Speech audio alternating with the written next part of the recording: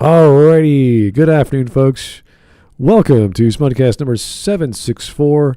Why Hayao Miyazaki hates the Lord of the Rings. And, Hayao is kind of a Debbie Downer. I guess he kind of dislikes a lot of stuff in general. So the fact that he doesn't like certain well-known... Even his son. That's kind of sad. So admitting he doesn't like a certain writer or their work is fine. I'm sure there's lots of writers out there who don't like other writers. I remember reading about Tolkien not liking Frank Herbert and why, and then they were both in the war. Like, well, how could you not like him? The stories are very different. Their styles are very different, and that's normal. There's nothing wrong with liking a piece by one author, and then 2 years later he makes another piece and disliking that. There's nothing wrong with that. So with Hayao, I don't know, because he's such again, I say Debbie Downer, so there's lots of things he doesn't enjoy. And maybe he's a pessimist, maybe he's a negative Nancy, whatever the case may be, that was him. So fair enough. And that's just how it goes. And there's nothing wrong with disliking that or someone's work. It's why is the question. And that's what we're hoping to find out with this video. And this video just came out about three weeks ago. I was almost 200,000 views. That's amazing. So hopefully we'll find out some, I'm hoping for some diaries, some diary excerpts. Or I really hate Tolkien, or I really hate this passage in book 2 of Lord of the Rings. You're like, oh, really? Okay. Well, I do know that, Hayao Miyazaki has a lot of mental illnesses. One of them is being, anti-nuclear energy, and the other one is that he's a feminist. Oh, really? So, yeah. Nowadays... I wouldn't be surprised that he has Down syndrome as well. Well, nowadays, feminism means many, many things to many people, and not very good things in general, unless you're of the J.R. Rowling style of empowering women in general, which I think that's all she's ever really said about women. Not in terms of we want to take over jobs from men or minorities or whatever. It's just we want women to be empowered because women are weaker. We need to make them feel empowered and feel safe, etc. That's a normal desire from a woman, I would imagine. So anyway, 11 minutes and a half. Whisp might pop in. We don't know. So let's get going. Let's go. Hayao Miyazaki needs introduction. His impact on Japanese animation and filmmaking is renowned, while his themes of environmentalism, traditional living, and concern about technology's impact on humanity has led countless of fans to wonder whether Miyazaki's works and those of J.R.R. Tolkien are kindred spirits of sorts. Not only do they share a love for nature and most importantly humanity's relationship with it, but they have both voiced their dislike for consumerism, the excessive industrialization of the 20th century, pollution, as well as the spread of American culture or what they consider to be Americanisms throughout the globe. Nonetheless, despite what you might think, Miyazaki does not actually like The Lord of the Rings and has said so himself. In this video, we'll explore precisely why this is the case and examine whether his reasons for disliking Tolkien's works are justified, misguided, or simply misrepresented. Why can't you just say he just doesn't like Tolkien? Because he doesn't find the work entertaining? Or I could look at a fellow writer who writes very similar to me and say, well, I would have done it differently, that's why I dislike it.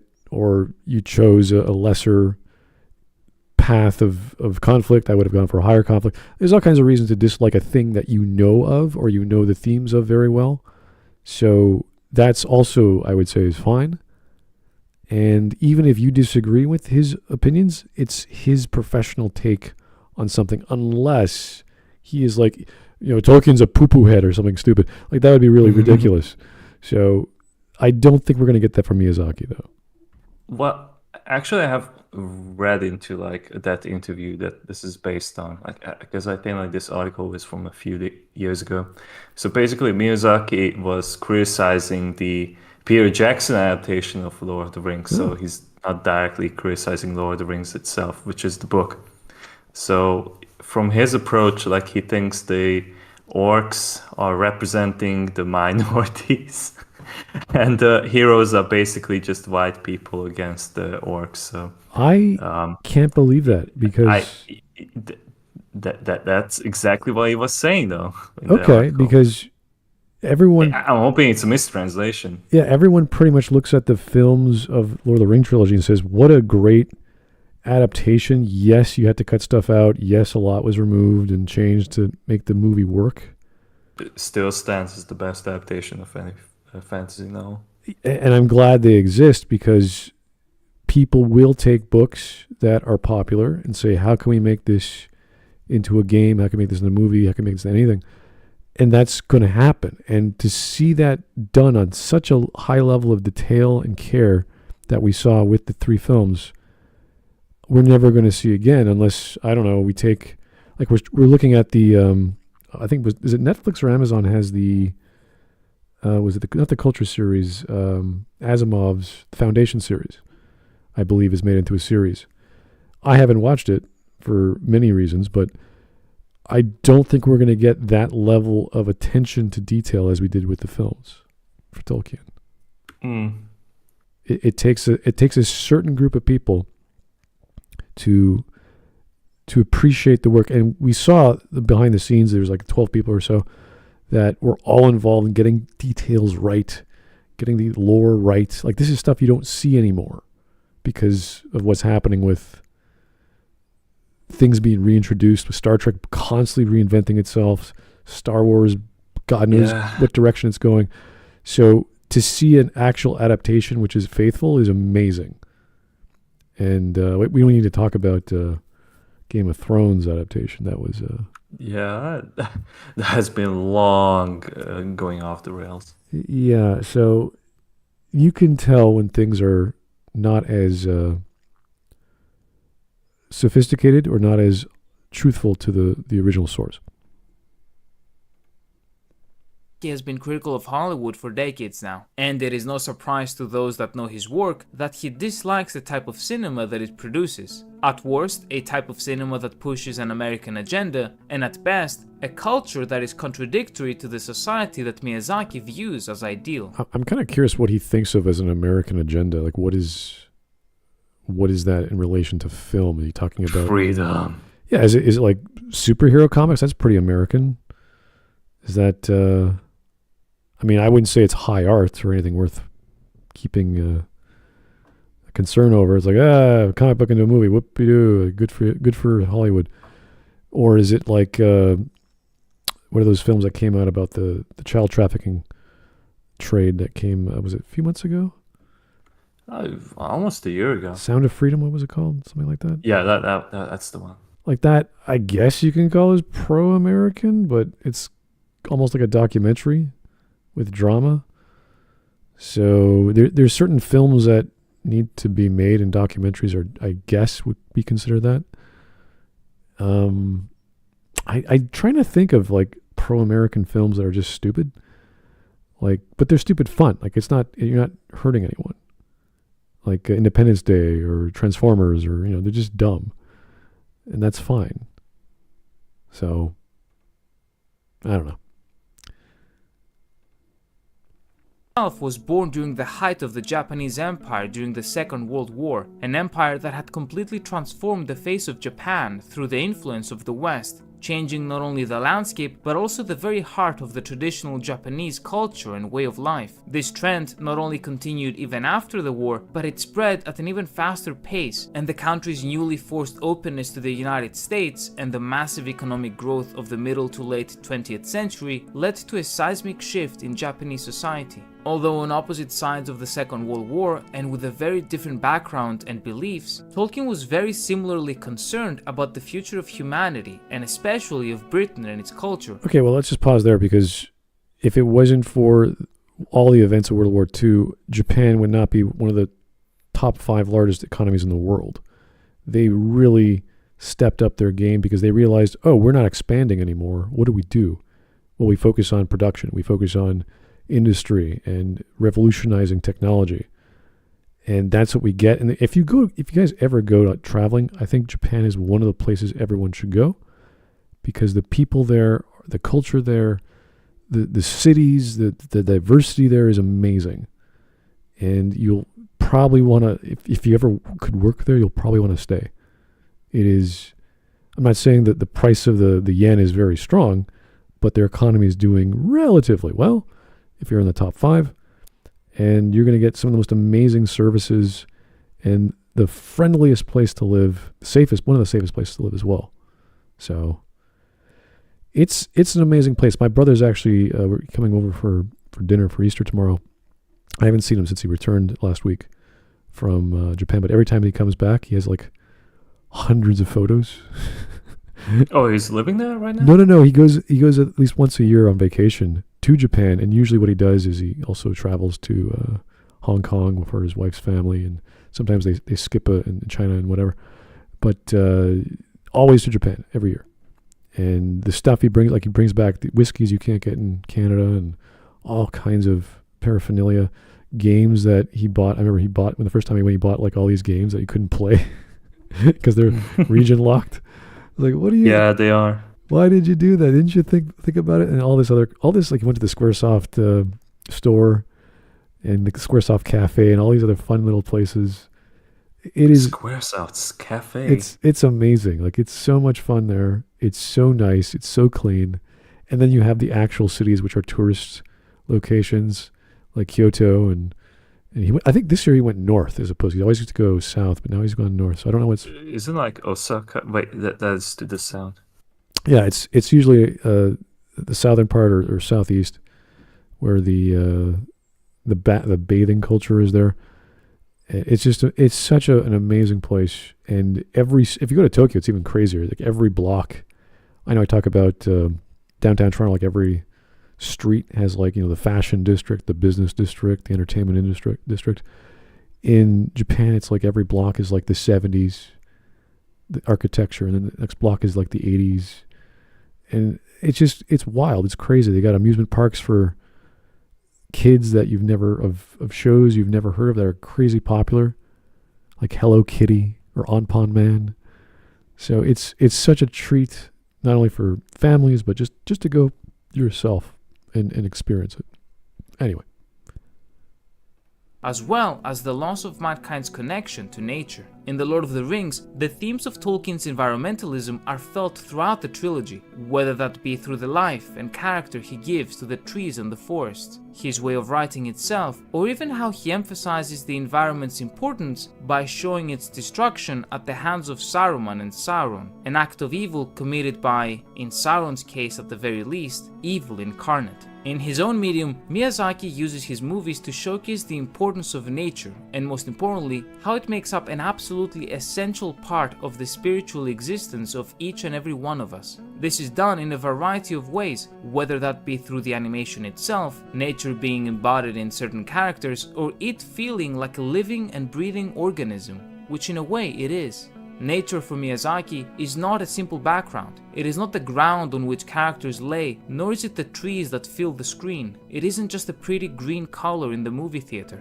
Nature is treated with respect, and you are made to feel nostalgic about it, if that even makes sense. Despite all of these similarities in terms of their outlooks on life and the environment's role in it, Miyazaki has voiced his disdain for The Lord of the Rings, for a very different reason. As I have said, he has been an outspoken critic of Hollywood and the types of... Oh my god, like, he's so long-winded. Like, how many times is he gonna bring up this paragraph? Yeah, we get it. They both like nature in their stories. It's part of the themes. And he doesn't like Tolkien. Okay, let's get on with it. I feel like the AI made this video. Oh. On the matter, Miyazaki has stated and they blow up and the like, so as you'd expect, they make movies like that. As an outspoken pacifist, he feels that through the media it produces, Hollywood glorifies and perhaps even celebrates... That's fine, but we're talking about Tolkien, so... Exactly. So, the title of the video should be renamed Why Hayao Miyazaki Hates Peter Jackson's Lord of the Rings.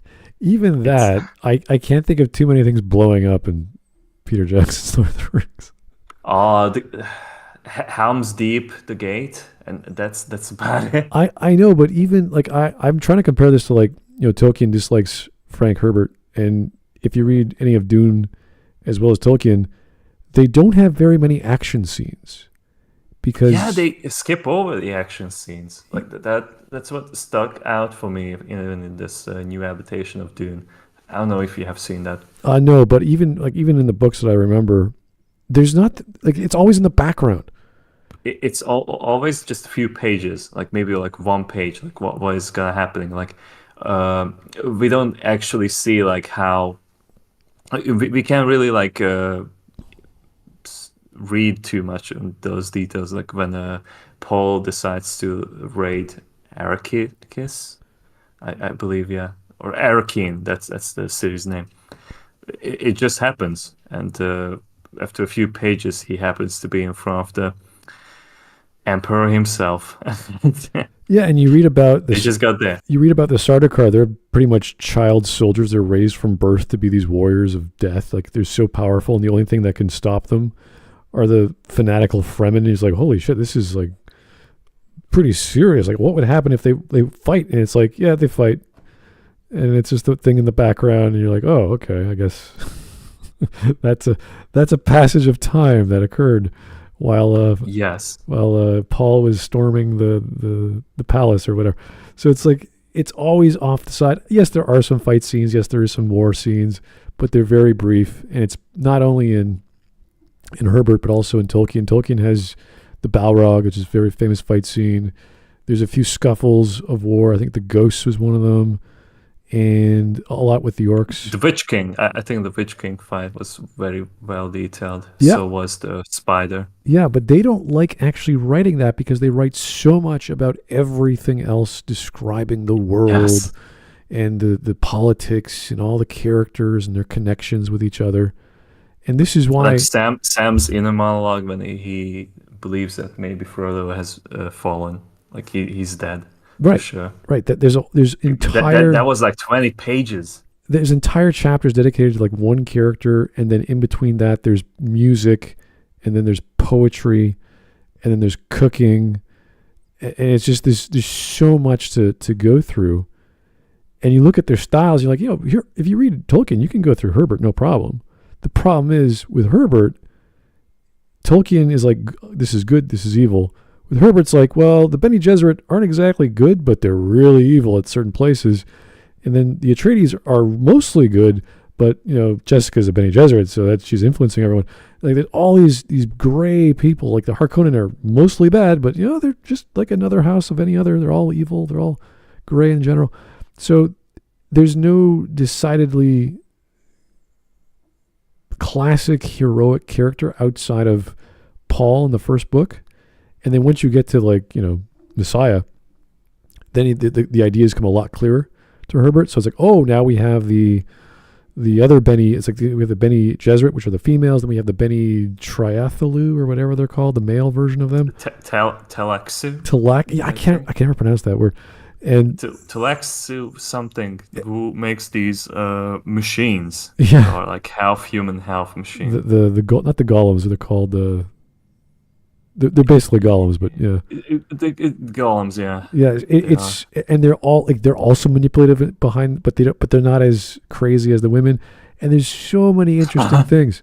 So I can understand Tolkien not liking Dune in general, and he told us why. But for Miyazaki to not like Tolkien's adaptation is a different story. So I don't know. It is completely, and it's not gonna elaborate on this. All right. Well, like the rest is just gonna make you cringe. Oh, I guarantee no. it. War and what he feels is essentially murder. Seeing the constant presence of these types of movies cementing themselves in popular culture throughout the world, eventually spreading to Japan too. He continues by adding another layer to this argument, explaining Commando? these movies Arnold Schwarzenegger is Gandalf. War, but they glorify war conducted by Harrison the good Ford? West against the evil East, the people of Asia and of Africa, Wait a second. who are often treated as enemies. These are all amazing films. These are all really good 80s, 90s flicks. Commando is an amazing film. Did I miss something? Glorify war, but they glorify war conducted by the good West against the evil East, the people of Asia and of Africa, who are Well, often that's a death cult in India or wherever country they're in. That's what Miyazaki thinks, that the book, not the book, but like Lord of the Rings, the movie. When he was watching it, that like it's about the good West versus the evil East. Is Can we get a quote? Can we get like a screen cap of the actual thing he said? Can we? I think I can dig up the article for you. It would be a lot better than listening to this guy showing clips of Commando and was it Rambo 2, I think? And Rambo 2 and Indiana Jones 2, Yeah. Temple of Doom. like these are very different films, and I don't know what this has to do with Lord of the Rings movies. that are simply in the movies to be killed. Killed in a way that is inhumane. Inhumane not in the way that they are killed, but in the way that their death is treated as nothing essentially, as if their lives meant nothing and were meaningless, and perhaps unequal. Miyazaki says, even in the Indiana Jones movies, there is a white guy who shoots people, right? Oh my. Japanese people who go along and enjoy with that are unbelievably embarrassing. You're the ones that get shot. Watching without any self-awareness is Okay, wait a second. Oh my god, Miyazaki is a Redditor. This is very short-sighted. If he's looking at this scene, this is the first film, I think. This is the first film, yeah. This is like the scene that just puts Indiana Jones on the list. Yeah, and like legendary and movies. this specific scene, I think Harrison Ford was like, "Can't I just pull out a gun and shoot?" Like this, like he didn't want to go through all the effort of this fight scene. He's like, "Can I just pull out a gun and shoot the guy?" Like this is. It is so much in his character to do that. Yeah, and then what's his face? The director went, "Yeah, let's try that," and they did it, and it worked. And it was hilarious. And it's such a good adventure movie, the first Indiana Jones. Yeah, It's so classic. it is. But I believe that Hayao Miyazaki is like the calf guy who sits down and watches Starship Troopers and then says like, "Hey, look at the bugs. Those bugs are us. I'm trying to. We are the bugs." I'm trying to remember because isn't the main villain in all the Indiana Jones films the Nazis who want to like get The Nazis or like the evil cult leaders or Soviets. or yeah, it's always like this evil thing that everyone knows is evil, whether it's communism or So like these Arabs that he's facing are just like minor characters that like appear in the movie. yeah, it's Like, comic relief. This entire scene is hilarious. Like why would you have problems? This is kind of like the overtly feminist take of macho men and their macho films, and it's like but that's the point. There's nothing wrong with that when you understand it's an adventure story that's for fun. So I don't like this is where people who are very sensitive like Miyazaki, like, I want to make this spiritual, beautiful, Nadia story or magical wonderland of Japanese culture and the evils of greed and devoid of nature. Like he's the kind of guy who wants to get into those deeper ideas. Like that's fine, but you can't apply that same standard or rubric that you use in your stories to this one. Or say, well, I just don't like American films because they're not as spiritual, or there's not enough meaning in it for me. And that's fine. But the way he's saying it is so like a child's like, I don't like the bang bang scene. It's like, what are you talking about? Give it some credit at least. Anyway. I believe there is no pride, no historical perspective. Miyazaki throughout his career has been against depicting different types of people or nationalities or cultures in a certain light. And that is especially the case when casting these different... They're all Japanese. What are you talking about? They all have Japanese style. It's maybe Howl's Moving Castle is a bit European, but... he changed Howl's Moving Castle. Like he added like that war. Oh yeah, the which planes. was only in the background. You're right. The warplanes were Yeah. not in the story. You're right. peoples for the What role a of the hypocrite. villain. At this point, you might ask, what does The Lord of the Rings have to do with this? On The Lord of the Rings, in a continuation of the first quote, he has said that If someone is the enemy, it's okay to kill endless numbers of them. Lord of the Rings is like that. The Lord of the Rings is a movie that has no problem doing that. If you read the original work, you'll understand. But in reality, the ones who are being killed are Asians and Africans. Wait a second. That is wrong. I'm sorry. You cannot equate the orcs to Asians. I don't know where he's getting Asians from. And Africans. Because they are short people, the goblins, those other things. So like he probably saw them and he's like, "Oh, these must be Chinese." That's ridiculous. Come on. Anyone teaching this is amazing that he's one of those guys who sees a black person. It's like, "Oh, this is just like the orcs from Lord of the Rings." If I had one of my many English teachers, college level at least, see a guy say this in his class, like, where are you getting, like, can you stop and just think for 2 seconds, like, where are you getting this association? Where is this coming from? How do you see the orcs as Africans? They're tribal, they're aggressive, they're born to kill. I mean, they're just warriors that are coming out of those vats. Yeah, but there's no association between the orcs and the Asians? Like, what does that mean? I don't understand this sentence that if you read the original work, you will understand. But in reality, the ones who were really being killed are Asians. It's just like, if you read the original work, so does that mean that he actually read the book? When I think of Warcraft, and they started designing the orcs, they gave them an Asian style. Yeah, Mongols, yeah. It was kind of like warlike. They had like samurai swords, but they were a little bit thicker. But it had a very Asian-inspired influence. And you had a story with them. They had all the characters and their plots to get rid of the blood, the fury, whatever the blood fury was. So, it's inspired by Asia. I could say, oh, there's an Asian influence on Warcraft 2 or Warcraft 3. Fair enough. But not Tolkien, and definitely not the movie adaptation. This is so fucking wild. Yeah. Don't know that, yet say they love fantasy. First, wait a second. Let's go back.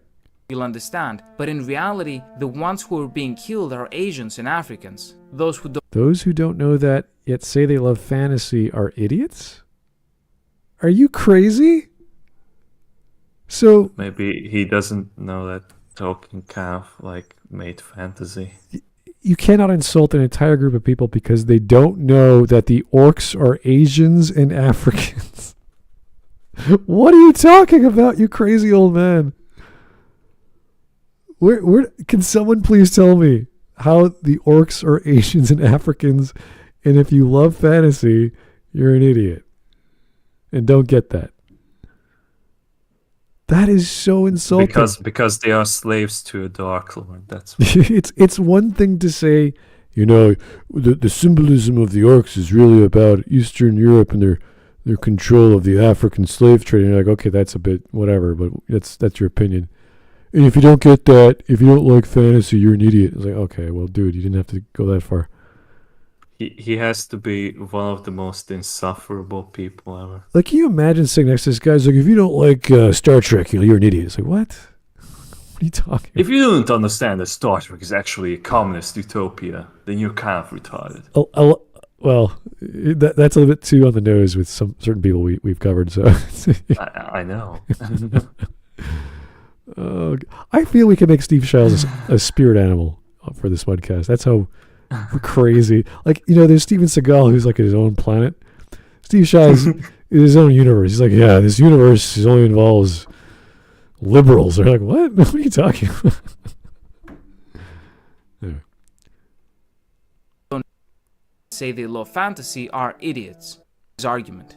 there have been countless discussions, especially in recent years following the release of the Rings of Power, regarding the role of race and different ethnicities in the world of Middle-earth. In Miyazaki's views, the enemies of the free peoples, of the Westerners, are representations of real-life peoples, with the orcs and evil men, for example, supposedly being inspired by the people of Asia and Africa, or at least the Western perception of them at the time The Lord of the Rings was written. In terms of Japan in particular, it has been I'm a bit confused. Wasn't Tolkien in the First World War?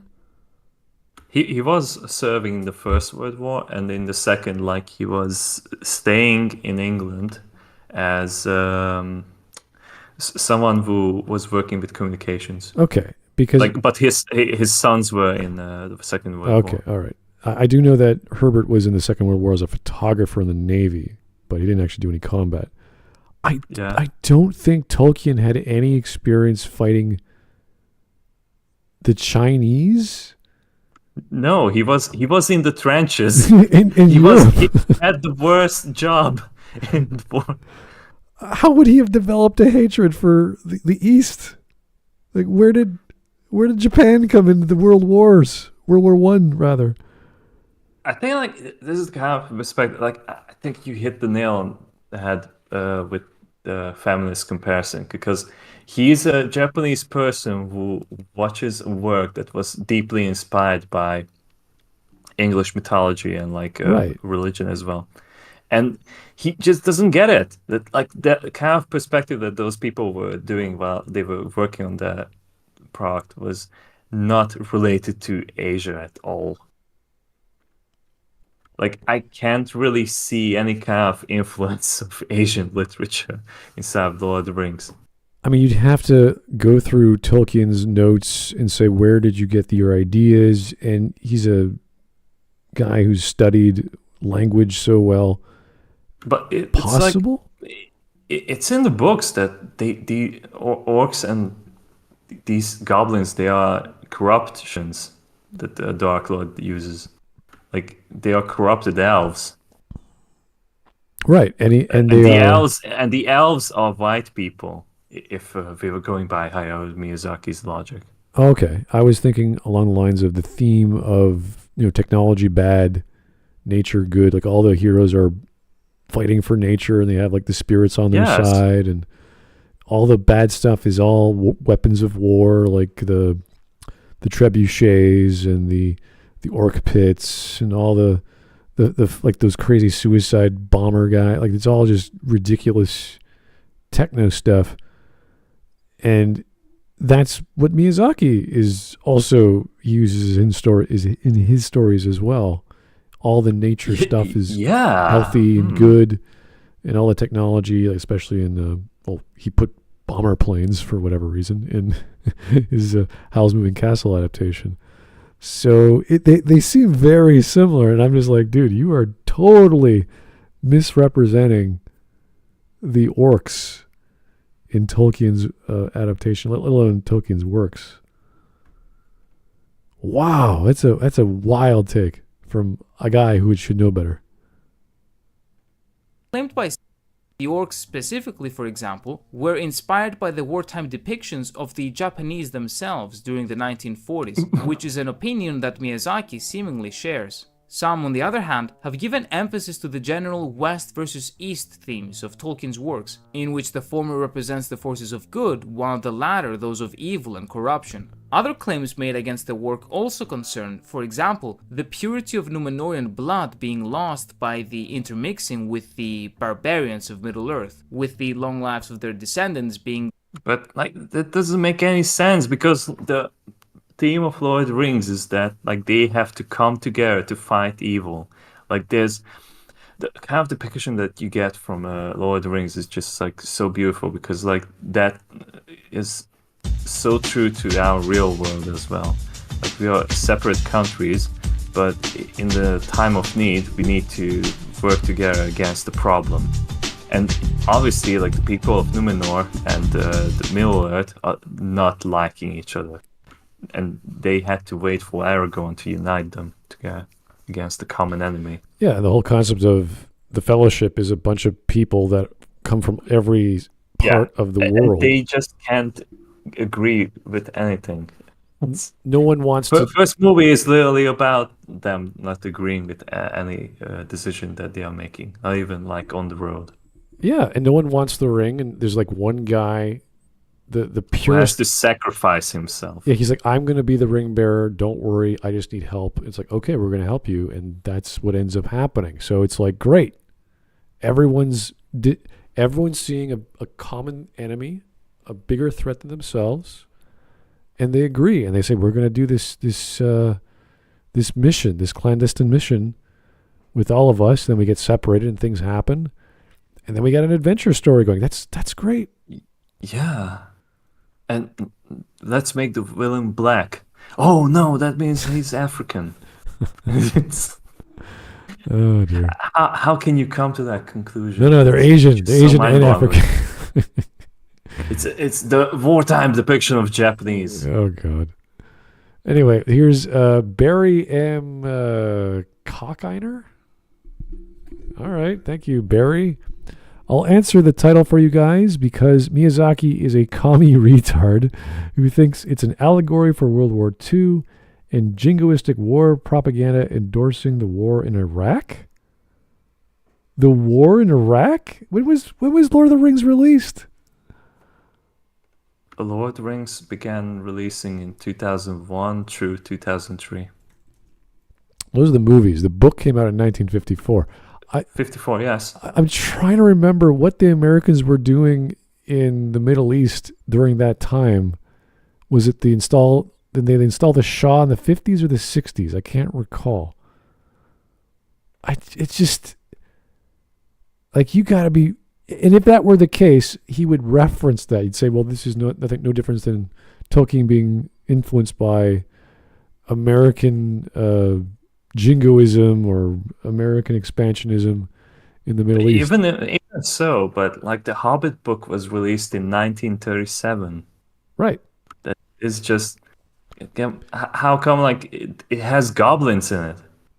How come it was not inspired by Japanese war propaganda? Right, and I would say people who are reading The Lord of the Rings first read The Hobbit because it's basically a miniature, shorter version of Lord of the Rings. So if you like The Hobbit, you'll appreciate The Lord of the Rings a lot more because it's the same story, just bigger. Builds on it, yeah. Yeah. So, oh, geez. I don't know, man. Miyazaki is out to lunch. Lost. I personally disagree with these views, as well as what they imply about the beliefs and nature of J.R.R. Tolkien himself. To play devil's advocate, however, let's analyze the matters that concern Miyazaki. For him, the Lord of the Rings movie trilogy is a Hollywood-influenced production that glorifies and romanticizes the evils of war like the rest of... Wait, no, it doesn't. Romanticizes the evils of war? I don't think he meant to say that sentence. I do not believe the depictions of war, of whether the riders of Rohan or the the ghosts that are like, oh, we will serve you again or whatever. It's like no one wants to do this. No one wants to fight the orcs. It's not like I can't wait to get my sword and stab some orcs. It's like no one's like that. Maybe Gimli and Legolas, they make a game out of it. They count how many enemies they can kill because they're against. But even that is in the book. Yeah, and that's just like, okay, we have to do this horrible thing. I bet I can do it worse, or I can do it more than you can. It's like, no, I'm better than you. Okay, drinks are on you, or whatever the bet was. It's like, yeah, they make a game out of doing a horrible job. I can't think of, like, none of the characters want to fight. Except for maybe Sauron, but that's just because he just wants the ring, so he has to fight. So he raises an army and all that other stuff. So no, I don't think this is what Tolkien thought. I don't think this is what the characters thought, and I think this author or the YouTuber is making stuff up. Yeah. Well, he's playing devil's advocate to make this video interesting because all he has is just a 200 character length interview with Miyazaki. I'm trying to think. It's just like this is like the little definition of a clickbait. Yeah, there's plenty of scenes of war in Lord of the Rings which are entertaining to watch, but I don't think it's a form of glorification to see like Gandalf on Shadowfax just rolling down that hill, and he's just like about to beat the crap out of everyone. Like that's whoa, it's Gandalf, and he's amazing, and he's gonna turn the tide. Like that's inspiring. That's not glorification of riding a magical horse that can go really fast and kill a lot of orcs. Like, no, this anyway. Hollywood's America-centric action films. Beyond that, the enemies of the good guys are supposedly inspired by racial stereotypes made against Miyazaki's own people. As such, since he obviously states what he believes to be true based on his own experiences and understanding of the work, as a man born in World War II era Japan, he feels that the Japanese people who read, watch, and are fans of these works are idiots. I think, as is the case with everything, an important way to analyze someone's work is to see them as the individual that they are. Tolkien started with the wish to write a mythology for his home of England. As we know, this developed into something much, much more, into something deeper, into something epic, and into something spiritual. With his world starting as a mythology for England, it is only natural that the epicenter of his story would be in the West, just as perhaps a Japanese writer's would be in the East. There are explanations within the story for why the West alone is standing against the darkness. Thousands of years of history, falls of civilizations, Dark Lord corrupting, at certain points, even the entirety of the world. The Blue Wizards, however, were sent to the East to save the people from the corruption of darkness. Do you know why? Because the evil men of the South and the East are not inherently evil. They live under a totalitarian empire that has taken hold over their souls, but which can be repelled. The racism that is described from Tolkien's critics make it seem that these men are essentially animals with a certain nature that is not that of a human. This is obviously not the case. This is maybe a subplot or a side story. This is along it was never touched upon in the books. They are just like pure evil for the sake, because like they are just henchmen for Sauron.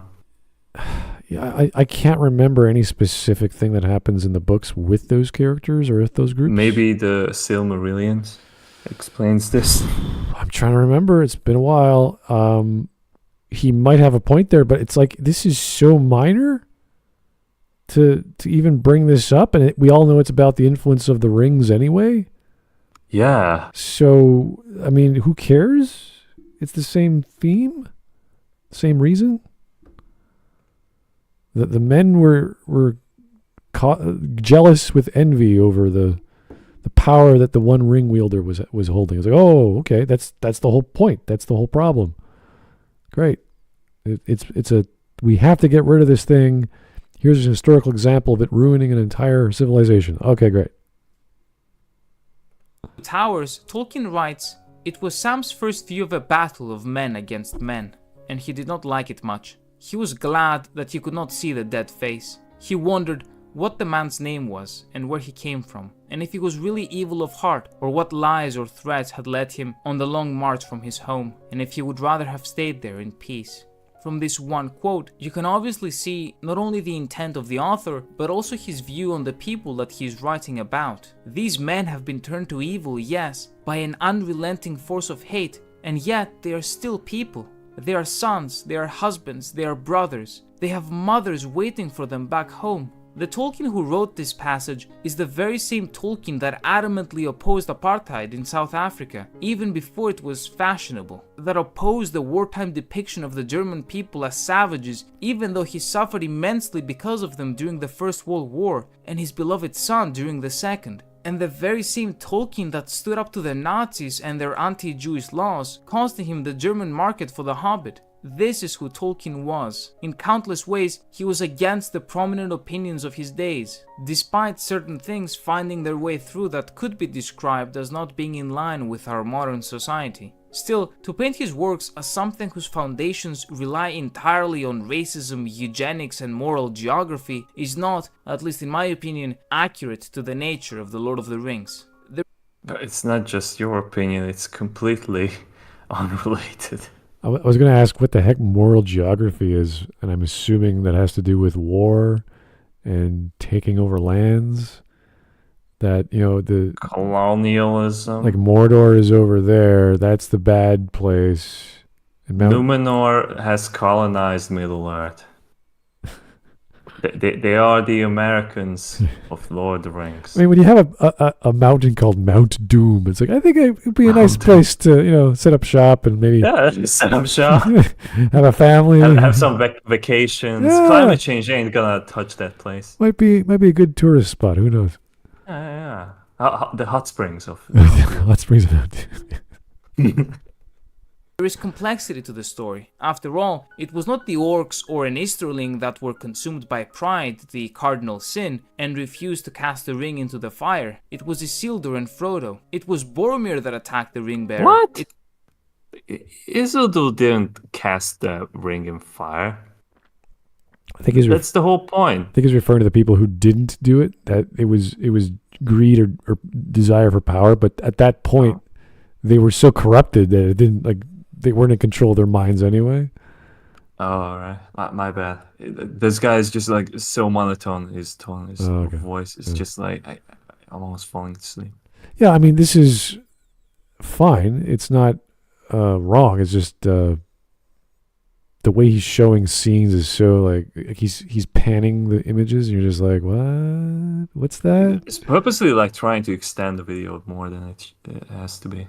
Usually it's zoom is. I like the different use of just transitions just because it's different, but it's like, what does it mean? Why are you panning the shot? Kind of reminds me of the editing style of Doug Walker. Oh, yeah.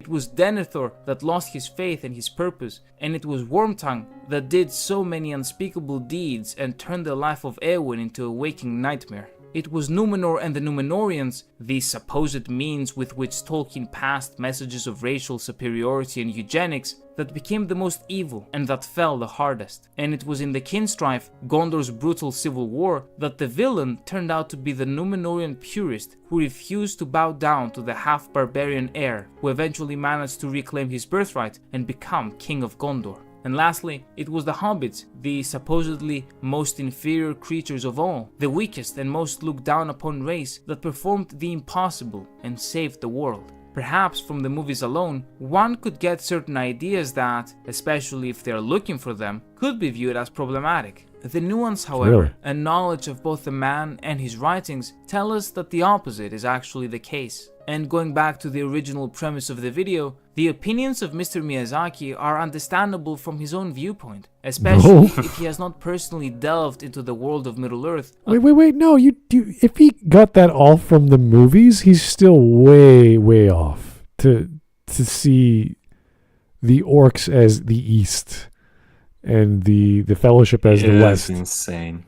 That is absolutely bonkers. The only thing they have in relation is maybe the map is in the northeast, and the west is like the center and the west, like literal southwest, where the Shire is. Like it's maybe, but you wouldn't associate that with the world. You would like, oh yeah, it's Europe and that's Asia. Like no. No, they're going into China. Yeah, they have all these Chinese men saying "Bing Shilling." We're invading with the ice creams. We're invading the Chinese to get them out Doom. Mongolian invaders. The reverse Mongolian invader, going the opposite direction. As much, and when considering the horrifying in his youth. Nonetheless, despite his opinions on The Lord of the Rings, I do genuinely view their works as kindred spirits, in certain aspects at least, and are both shining examples of the beauty of man's relationship with nature and giving our world the respect it deserves. Yep, it's good. A massive thank you. All right, that was those weren't his ideas, of course, but the way he explained it wasn't the best, but it wasn't wrong. Miyazaki's just forget about it. Just no, come on. his personal life has to be the most pretentious prick of all time, like Miyazaki. Like he can definitely arrange like good animation to the movies, Yeah. but that's about it. Like every interview I've seen of him, like he's just, you don't want to be near the guy. Oh god. And the kind of fact that like he's also shitting on, this is like something unrelated to this, but like he's shitting on the industry that he created, like the anime industry that like he made so popular himself, that like he doesn't have anyone who can take over as like a big budget person, which I already doubt because the anime industry is quite big already. But he didn't train anyone to take over from him. Not even his son. It's kind of telling of that person. Imagine if, I don't know, you invented like flatbread, and you're like, well, in my part of the world, we only put potatoes, onions, and garlic on our flatbread. Anything else is disgusting to me. It's like, that's fine. You don't like other versions of the thing you invented, but you could put anything on anything and people will eat it because they like it. It's bizarre to start equating things that you weren't expecting, or you're like, oh, this is clearly Asian and African influenced characterization of the villain. You're like, really? Is it the halberds? Is it the shape of the weapons and the armor? It can't be the ears. It can't be the skin tone. We're talking like pitch black. Like their skin is super like soot. It's very specific. So I don't know. So specific. Yeah, it's that's pretty silly. It's so bad. Like maybe if he had like some explanation, we could wrap our brains around. Like imagine if a feminist said that today, and they would say like, well, this is because of male dominance during Tolkien's time, and he was a chauvinist, or he didn't like women too much. There's not enough women in the story. And I think we've heard arguments in relation to where are all the women in the Lord of the Rings? It's like they're there. There's just not that many because it's a war story, and you don't put women in war. That's just what you don't do. And that's normal, and that would never even cross Tolkien's mind to put women in war, even though he did in certain scenes, because that was part of a story he was telling. But you just don't do that because women aren't as strong as men for war, especially we're talking about medieval style war, like melee war and freaking halberds and plate mail. You don't want to put a woman through that. Let's just say. No. So at least we know where that person's coming from, as ridiculous as they sound. With Miyazaki, you're like, what do you like? Where is this coming from? And all he said was that, well, he was born during World War II. It's like that's not enough. That does not tell me anything about how he could read Tolkien and go, oh yeah, this is. Like like if you're born in the 40s and the book came out in the 30s, I can't remember, was it 30s or the 40s? Like that's your Star Wars. That's your big, oh my God, this is the biggest thing ever. Everyone loves this. This is so important. And you don't have to like Star Wars. When I was a kid, I thought Star Wars is cool, but it wasn't like my most amazing thing in the world. It was because the 80s for me was amazing. I had Star Wars, I had The Princess Bride, I had Ghostbusters, I had every imaginable action flick from Sylvester Stallone and Schwarzenegger, and like it was amazing. There was so much to watch. So I wasn't like, oh, this is my Star Wars. This is Star Wars to me. No, there's plenty to appreciate. So for Miyazaki, I don't know what God knows what Japan was like in the 40s for him as a kid. Probably wasn't that much to work with. He had to see the atomic bomb because he makes a reference to that in every single movie of his. Oh, really? Jeez. I don't know. He just can't get over it, the fucking thing. We make a joke about that, how the bombs dropped on Japan caused anime to be anime. Yeah.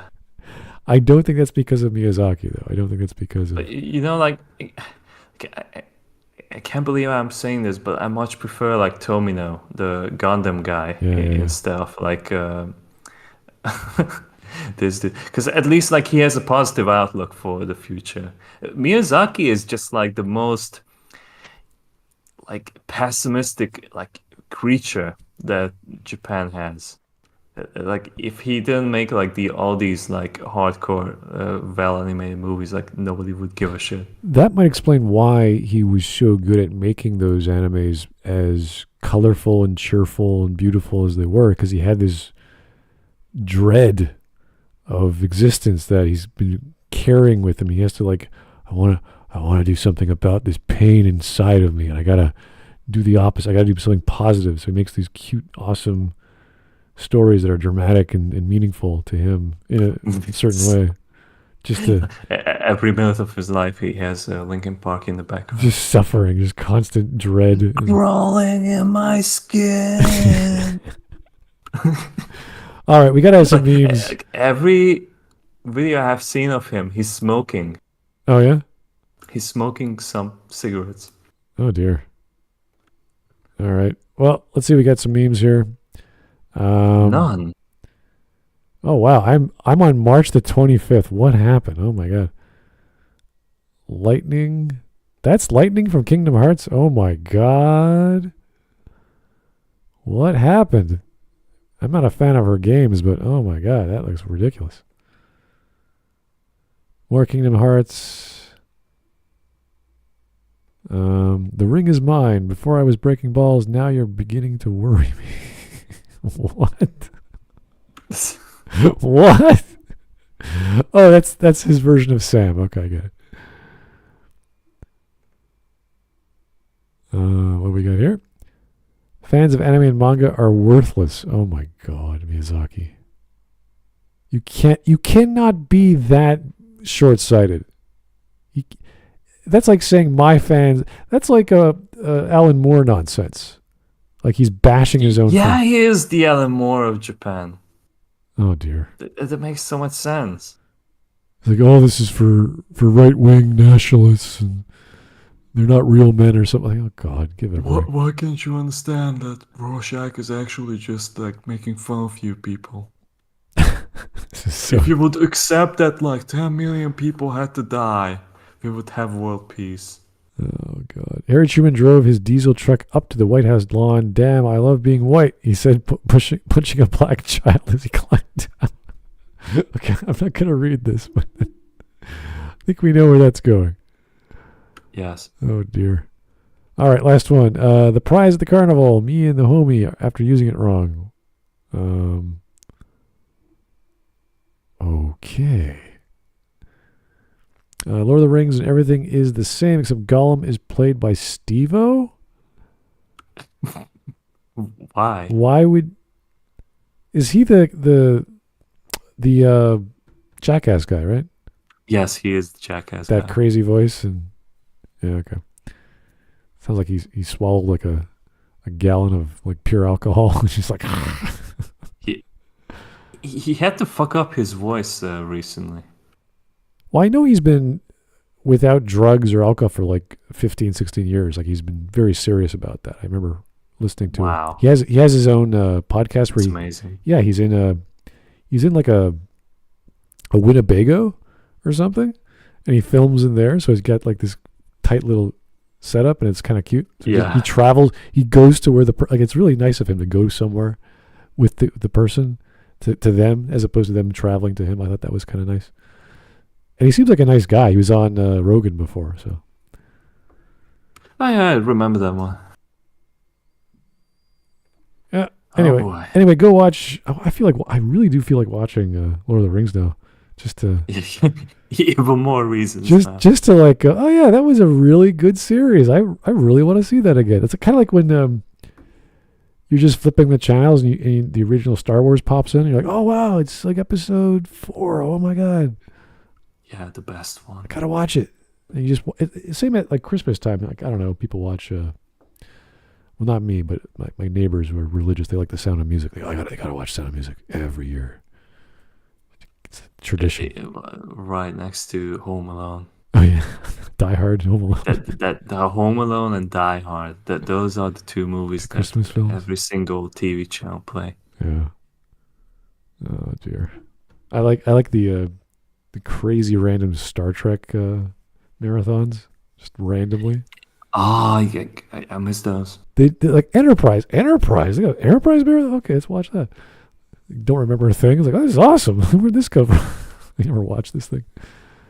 Anyway, that was an hours of us checking out a Miyazaki video from YouTube. Yeah, Miyazaki's messed up, man. Sorry to hear, but he's got to like pet a dog. You know, go to those wonderful bathing houses, bathhouses. I don't think it can help in him. Kyoto. It's hopeless. It's I don't know, if you steam bath yourself that long, you're either going to pass out and die, or you're going to get so refreshed. You're going to have a tall, clean glass of ice water, or maybe a highball, or whatever your favorite drink is, and just chug that down and just like, wow, life is good. Life is amazing. The Japanese got bathing down to a science. So it's what they do is incredible. The whole procedure. So if we just bathed properly, we would be so much happier, I think. We would be more Japanese. We would. We would be. We would respect the bathroom and cleanliness and health, and our skin a lot more, I think. This is why I want to buy a Japanese toilet, because it is the best toilet in the world. And you guys should treat yourself. If you buy a house, your brother has a large influence on you. He hasn't got one yet, but when I saw what those things could do, I was like, I want one of those. I kind of need one of those. I could wash myself and relieve myself and dry myself all at once. I want to press a button, just do. Yeah, it's a bidet, toilet, bath, sauna. Sounds fun. It's amazing. You guys go anyway. I'm going to go on and on about toilets, but I'm going to stop now. Have yourself a great. This is your new steak. Yes, my new thing to worship. Anyway, happy Easter, guys. I probably won't be available tomorrow because it's Easter. We don't know. I might have time. I might be less drunk. We'll find out. Anyway, happy Easter, guys. Have a good one. Good night.